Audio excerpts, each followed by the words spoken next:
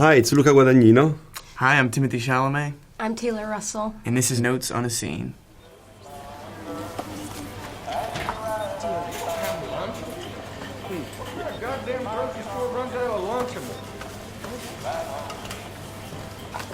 We are going to see the moment in which Maren, played by you, meets for the first time Lee, played by you. Maren has left home in search of her mother, and she needs stuff that she can't buy, so she's getting into this store to shoplift. I remember when we shot this sequence, we took over an empty warehouse that had these great windows that could see the America outside, and then Elliot Hostetter, our wonderful production designer, and Marissa Lombardo, the amazing set decorator, and Matt Marks and Mike Drury, the prop masters, they basically created this thing. It's all original pieces from the 80s, merchandise that doesn't exist anymore, that gave all the real beautiful texture. But I also think that we should talk about the way Maren and Lee look in this. Maren is shoplifting. The jacket I'm wearing there, it's kind of this protective layer. It's her dad's jacket. If I may. I guess. Right. But I love Taylor's expression here because as audience members will find out when they see the movie, there's a sort of smell that eaters can have for each other, but equal to the sort of instinctual attraction they have for each other. I feel like, and simply in Taylor's expression here, there's the curiosity and openness to finding self in the other that is so true of young love. And in this scene, I think I was shoplifting tampons. Yeah. You see the big backpack, the fringe that Luca had so vividly in his mind when we started. The fringe that Maren wears comes directly from Jonathan Demme's Silence of the Lambs, and it's come from a small character in the movie, which is the best friend of Frederica Bimmel, that Clarice Starling, played by Jodie Foster, interviews in order to find clues about the case she's going after. And this was this beautiful high fringe, and Massimo and Fernanda, the makeup artist and the hair designer of the movie, and we had this image in our mind since then.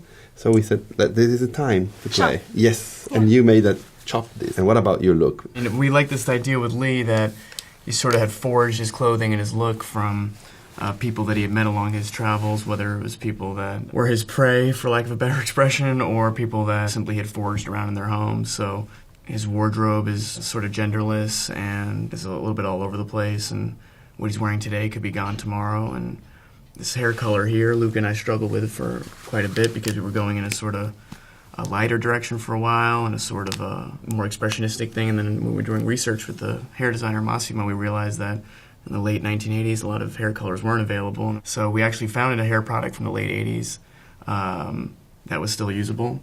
We sculpted it with the cut. It's true. We did a camera test in upstate New York about a month before the movie started. I like this idea very much that on the outskirts of society, you could think a young person, a young cannibal, would be outside any sort of social system and not be looking in the mirror per se. And to the opposite, I think Luca and I both thought that Lee, because he's starved of social contact, would actually be desperate for identity and expressing himself and trying to find himself in the gaze of another person. What is the beautiful about this in this sequence is how, by simple juxtaposition of you and you looking at each other across the camera, it is the most powerful moment and it's the most beautiful effect. We don't need much. We need just two great actors doing that. It's beautiful.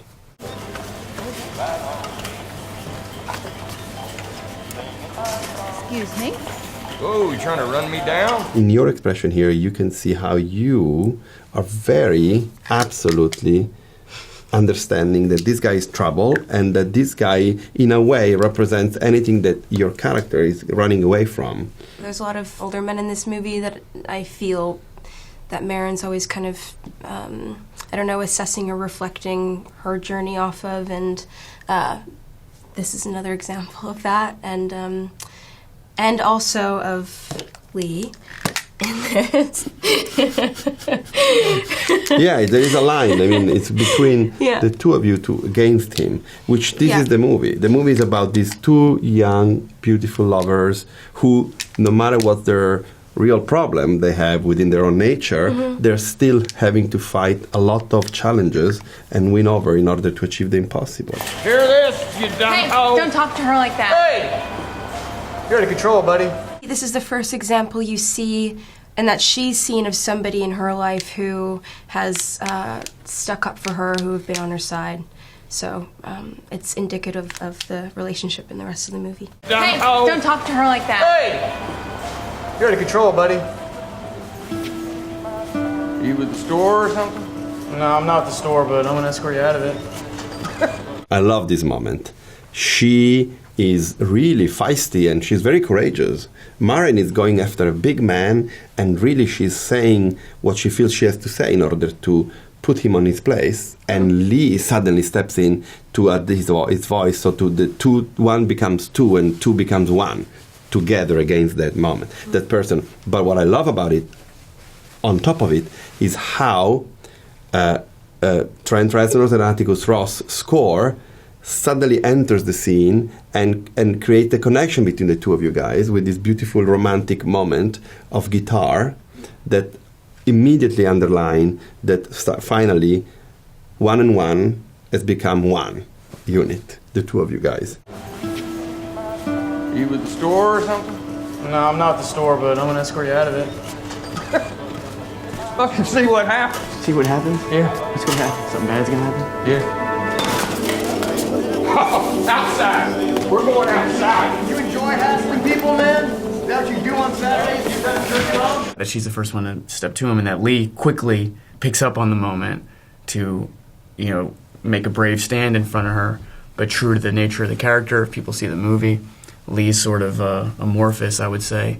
You're trying to figure out his moral compass and who he is, sort of day to day and moment to moment without a clear path. And I think Maren's a very inspiring figure to him because she's much more steely in her resolve. Her moral compass is more set. It's not as janky. You can see because the lady is hiding, but Lee has just stolen the hat from Barry, I think it's the name of the character. And this hat that he's going to wear, another moment of him appropriating himself with a piece of his victims and putting him on top of himself. I love the corn here very much. It's very American to me. I don't know, maybe I'm stupid, but corn in America is very big to me. It's a big thing, yeah. Interesting. Yes?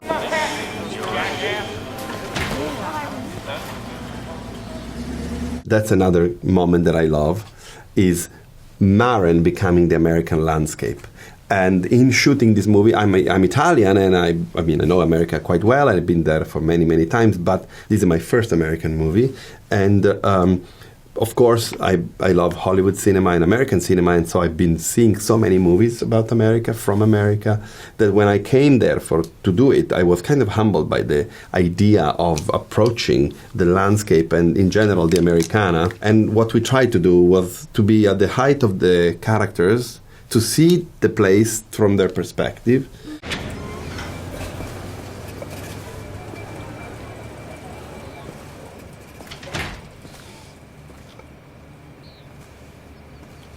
She might feel guilty here, right? Yeah. That she stole. Well, There is always a moral. You have always a moral compass. She stole a lollipop, too. I don't know. I mean,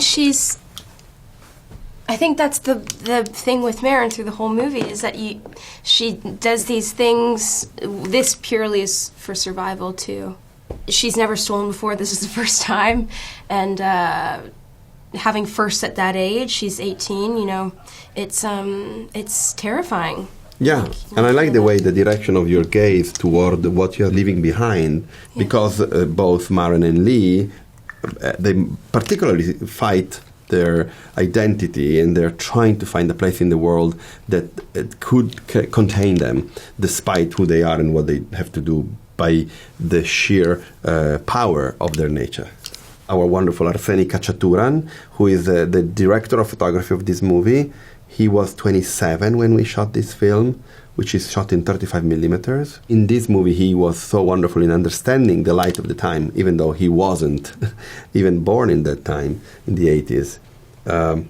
And so, like, you can see how powerful he was in portraying the light of America.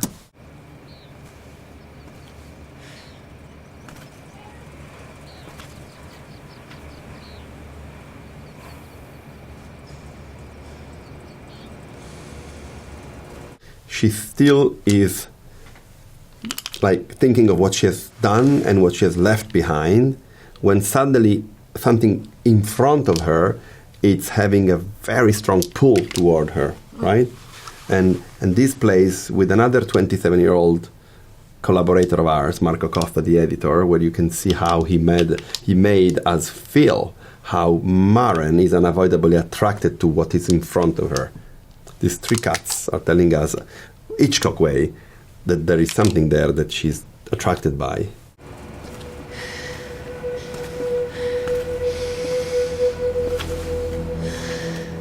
You managed to get us this very abstracting concept that they can smell each other.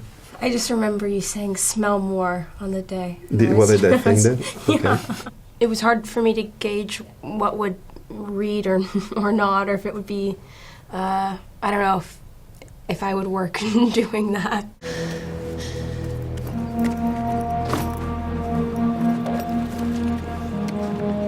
And he's smelling something very strong, because he turns to look at her, and she's quite far, because he feels her presence, right? Mm-hmm.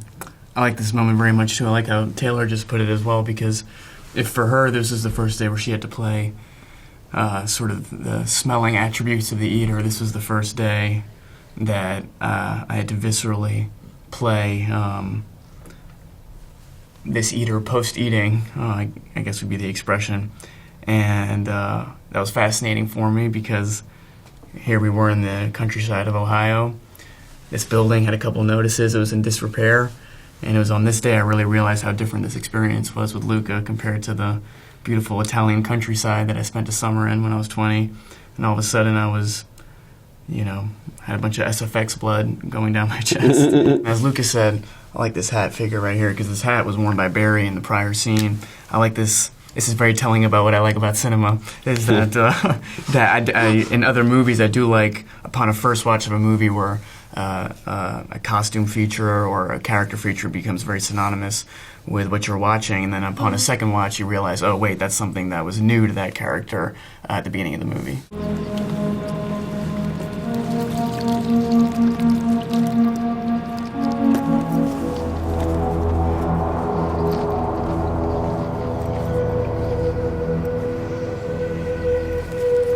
What Timothée does so well from the prior scene to this scene is that his body language is so creature-like, and it's so vivid seeing how changed he is from, kind of being, this, I don't know, he has a swag in the scene before, and he's so embodied to, I think you see how high he is almost after his meal. There is something animalistic in your body language. And it's something that Taylor and Luca and I talked about a lot, which was, what is the experience for, what is the out-of-body, what is the conscious experience when these eaters go through this, and without appropriating or being disingenuous towards actual chemical experiences people have when they're addicted. It was something in that world that we try to figure out, something that would be out-of-body, where the decisions you're making, the high you're feeling, the sequence of events that's happening, you're not really present to, and you're just putting one foot in front of the next. I love the way you show curiosity. There is here, Maren is intensely curious and amazed by what she's seeing, and maybe she thinks that finally she is meeting someone who can help her out. Yeah. What I love about this movie is that we're going something very dark, but eventually very romantic, but we're basically playing with what cinema gives us the pleasure of playing with, which is heightened emotions and acting and playing with your... And what I like about the magnetizing between Lee and Maren here is, if you think about a sort of mating dance or a mating ritual, Taylor just pointed out the body language. This is the least sexy stuff you could be doing in the world, but because they're bonded by it, irresistibly pull to each other. It's not something you'd want to see on a first date. Well, I think it's super iconic. Love it. It's beautiful. Thank you. Thank you so much. Okay. That was so sweet. That was